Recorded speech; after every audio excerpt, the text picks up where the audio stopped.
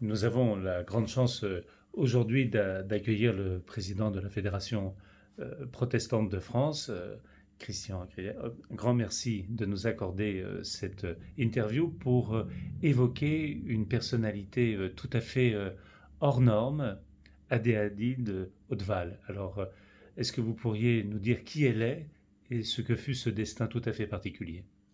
Oui, bonjour. Adelaide Hautevald est une fille de pasteur. Elle est née en Alsace au début du XXe siècle, en 1906. Elle a grandi dans un foyer pastoral, donc a fait des études de médecine. Et au moment du début de la guerre, elle est évacuée pour accompagner les gens qui quittent l'Alsace, puisqu'elle est née en Alsace. Elle est évacuée, elle travaille dans un hôpital à Lannemezan. Au moment du décès de sa mère, elle cherche à rejoindre sa famille pour les obsèques et le deuil et n'obtient pas de laissez-passer. Donc elle traverse par deux fois la ligne de démarcation entre la zone libre et la zone occupée, euh, voilà, pour aller rejoindre sa famille. Et en rentrant à Lannemezan, elle se rend compte que sa valise ne suit pas. La valise au, qu'elle avait confiée voilà, au chemin de fer. Et donc elle décide de repasser une troisième fois cette ligne de démarcation sans laisser passer. Et c'est là qu'elle se fait arrêter. Et dans l'endroit où elle est arrêtée, là, arrivent deux soldats allemands qui raillent la France. Et naturellement, elle n'arrive pas à ne pas les houspiller, à ne pas contester, etc. Et elle prend 6 semaines de prison, en fait, pour cette protestation. Et arrêtée dans sa cellule, elle fait la connaissance d'une femme juive et découvre qu'elle porte une étoile, et ça l'indigne au plus haut point qu'elle se fabrique elle-même une étoile en papier par solidarité, parce qu'elle refuse cette discrimination.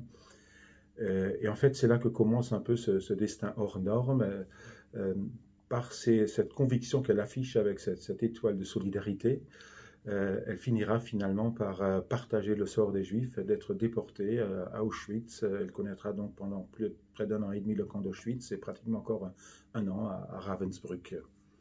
Voilà, c'est une personne qui figure parmi les rares personnes déportées, j'allais dire, pour avoir affirmé leurs convictions sans les renier. Puisque plusieurs fois, elle est interrogée si elle revient sur ses propos, si elle fait amende honorable, elle est libérée, puis elle dit ma conscience me l'interdit. Et comme premièrement, est-ce qu'on peut redonner les dates? Quand est-ce qu'elle est arrêtée? Quand est-elle déportée? Alors, elle est arrêtée en 40. Elle est déportée en janvier 42, le 27 janvier 42. Hein. Donc, elle est arrêtée fin de l'année 41, j'imagine. Alors, j'ai pas la date précise. Mais elle fait partie du convoi du 27 janvier qui est déporté, qui arrive à Auschwitz. Elle raconte de manière très très émouvante Ces conditions de vie. ces conditions au fait de transport hein, dans des wagons à bestiaux. Et elle les raconte, elle raconte comment avec un canif on a fait des petites encoches dans le bois afin de jeter des lettres par ces encoches. Et ces lettres d'Adélaïde sont arrivées à sa famille. Et elle dit qu'on va vers un destin lointain. J'ai l'impression de vivre une grande aventure. Et elle raconte comment, alors si je peux faire une forme d'inclusion, elle raconte comment en sortant du camp, en sortant de ces wagons, en arrivant donc à Auschwitz, il chante la Marseillaise en entrant dans le camp. Enfin, c'est assez extraordinaire. Elle racontera aussi que le 30 avril 1945, au moment de la libération du camp de Ravensbrück, elle s'échappe, rentre dans la villa de l'Oberschwester, donc c'est la sœur supérieure, et elle prend un piano pour jouer la Marseillaise. Voilà, une petite inclusion d'une affirmation d'une identité française claire. Ce qui est marquant pour elle, c'est que finalement, dans l'ensemble de son parcours, premièrement dans les lieux de détention en France, à Beaune-la-Rolande, à Pithiviers, etc., elle a toujours, en tant que médecin, cherché à soigner. Elle n'a eu de cesse de soigner avec des moyens extrêmement précaires. Quand arrivaient les premières femmes voilà, dans les camps, elle essaie d'identifier celles qui ont la tuberculose, qu'il faut séparer pour éviter toute contagion, etc. Et comme femme alsacienne, elle maîtrisait bien sûr l'allemand. Arrivant à Auschwitz, elle a vite été identifiée comme médecin et donc elle a été affectée au bloc 10. Et c'est là qu'elle a connu, en fait, j'allais dire, elle a développé donc cette activité de soins en essayant de tricher sur les feuilles de soins, parce que chaque fois qu'on posait un diagnostic de grande fragilité, finalement, c'était un arrêté de mort, en fait. Voilà, un arrêt de mort. Les femmes étaient évacuées. Et les médecins allemands du camp ont toujours cherché, ou à plusieurs reprises, ont cherché à l'associer à leurs dites expérimentations médicales. C'est-à-dire, ils ont cherché à ce qu'elle assure, à l'époque on parlait de narcose, donc on dirait aujourd'hui une anesthésie. Et en fait, elle a vite découvert qu'il ne s'agissait pas du tout de faire des recherches sur le cancer de l'utérus, etc. Mais en fait, il s'agissait de faire des expérimentations de stérilisation massive, justement pour stériliser les femmes juives. Et elle a refusé avec un aplomb ferme pour une femme de 37 ans, au point d'être convoquée par le médecin en chef du camp, le docteur Wirtz, qui lui dit « J'apprends que vous refusez de pratiquer ces anesthésies. » Et elle lui dit « Oui, oui, c'est contre mes convictions. » Il dit « Mais vous ne voyez pas que ce sont des juifs ?» Il dit « Les juifs, ce sont des gens comme les autres. » Et en fait, le médecin insiste un tout petit peu, mais il y a quand même des gens différents. Il dit « Oui, il y a des gens différents, à commencer par vous. » Donc, elle a un aplomb assez fort. C'est ça, dans son parcours. Quand on lit un livret qui a été réalisé par la Fédération, ce serait peut-être juste intéressant de le présenter. Voilà.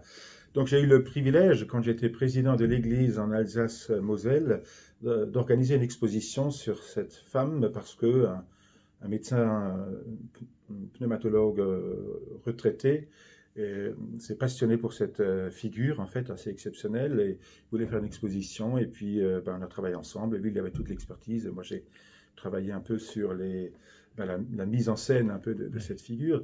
Et ce qui est remarquable, c'est qu'elle a développé une philosophie de la vie dans des conditions quand même assez tragiques de l'histoire. Hein. Et cette exposition, elle porte ce beau titre « Rester humain » parce que un jour, elle soignait en fait, elle incarne la conscience universelle. C'est-à-dire, elle soignait tout le monde. Alors au début, ça surprenait un peu. Et donc, elle s'est liée d'amitié avec une médecin polonaise. Et un jour, elle confie à cette médecin polonaise, en fait, les nazis, sachant ce que nous savons, ne nous laisseront jamais retrouver le monde libre. Nous pourrions témoigner de ce qui se passe ici, dans ce camp. Et elle ajoute cette phrase assez exceptionnelle, la seule chose qu'il nous reste à faire, c'est de rester humain jusqu'au bout. Et elle a conscience, en fait, d'incarner quelque chose qui représente, en fait, l'idéal humaniste dans le camp, à travers son activité de soins, pour apporter un peu d'humanité, là où il n'y en avait pas. Elle est reconnue comme une des figures les plus exceptionnelles, en fait, qui ont connu cette détention dans les camps d'Auschwitz et de Ravensbrück. Et alors, ce livret, qui est tout à fait passionnant à lire, montre combien, à de nombreuses reprises, elle a eu un courage absolument inouï de dire non à la déshumanisation, pour reprendre ce thème, d'apporter au cœur de la déshumanisation de l'humanité et de rappeler la dignité de toute personne humaine. Ce livret, où est-ce que les uns les autres pourraient éventuellement se le procurer pour découvrir cette magnifique personnalité? Alors, il faut s'adresser à l'Église protestante réformée d'Alsace-Moselle qui possède encore tout un stock de ces livrets qui accompagnent l'exposition. Voilà. Donc, nous en mettrons l'adresse sous précisément cette vidéo que nous réalisons aujourd'hui. Et est-ce que pour rendre davantage hommage, à Adélaïde Hauteval, il y a des projets que vous portez? Alors peut-être encore poursuivre un tout petit peu l'histoire de cette femme avant d'arriver à ces projets. Ce qui est important, c'est que c'est une personne qui est restée extrêmement modeste et humble. C'est-à-dire, elle estime qu'elle a fait ce qu'elle devait faire là où elle était. Et au moment où le camp a été libéré, elle est restée en fait à Ravensbrück encore pendant pratiquement 2 mois et demi, parce qu'il y avait beaucoup de personnes qui étaient dans un tel état de dénutrition qu'ils n'étaient pas transportables. Et donc elle est restée pour soigner les dernières personnes jusqu'à ce que tout le monde puisse avoir quitté le camp. Et à ce moment-là, elle a rejoint la France. D'abord, elle s'est retirée à Guebwiller, dans son village natal, pour écrire sur quelques feuillets ses mémoires du vécu des camps. Et après, elle est devenue médecin scolaire dans la région parisienne. Elle a vécu de manière très très discrète pendant une vingtaine d'années, jusqu'au moment où, en Angleterre, il y a un procès contre un médecin polonais qui avait collaboré à ces expérimentations médicales et qui tentait un procès parce que quelqu'un, un certain Léo Uris, avait écrit un livre où il pensait il avait été complice de milliers comment dirais-je, de crimes contre les femmes. Et en fait, il était en train de l'emporter parce que cet auteur avait surévalué ce nombre de crimes. Et Adelaide percevait là une profonde injustice parce que finalement, quelqu'un qui a collaboré l'emportait dans un procès 25 ans après. Ça lui était insupportable. Et donc, elle est sortie de sa réserve, elle a témoigné. Et d'ailleurs, finalement, la Cour a dit, ou le président de la Cour a dit que c'était une des personnes les plus exceptionnelles qui a jamais témoigné devant un tribunal en Grande-Bretagne. Et c'est comme ça que finalement, son histoire a apparu au grand jour et qu'elle a été proposée et elle est devenue la deuxième femme française juste parmi les nations. Voilà. Alors, on porte aujourd'hui un projet parce que on porte aujourd'hui un projet, c'est de proposer Adelaide Howald au président de la République pour qu'elle soit accueillie au Panthéon. À cette institution qui accueille en fait et marque la reconnaissance pour les grandes figures de la République et de la France. Elle l'est assurément parce que, premièrement, c'est une des rares personnes à connaître ce destin exceptionnel et à connaître les camps pour ses convictions.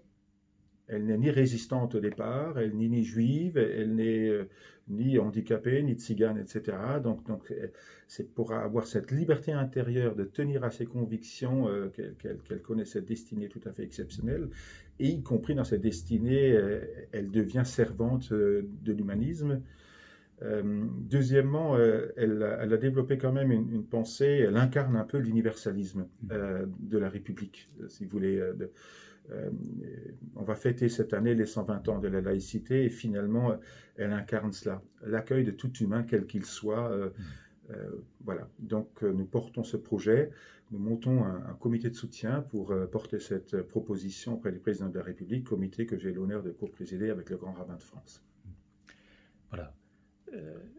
Est-ce qu'il y a une vidéo qu'on peut trouver quelque part et qui présente sa vie, où on peut entendre éventuellement des témoignages? Alors en fait, il y a un documentaire qui a été tourné sur Adelaide Howald. Je recommanderais plus volontiers pour ceux qui aimeraient lire un livre sur Adelaide Howald, le livre publié l'an dernier par Denis Labelle, qui est un médecin retraité qui a découvert en fait à travers l'exposition cette figure et qui a écrit chez Plomb une bibliographie sur Adelaide Howald. Je pense qu'elle se lit très facilement. C'est un médecin qui a une très belle plume et qui nous accompagne dans ce projet de la proposer au Panthéon. En tout cas, un grand merci d'être venu nous présenter cette magnifique figure d'humanité. Elle était un moment de la conscience humaine. Un grand merci de nous l'avoir présentée.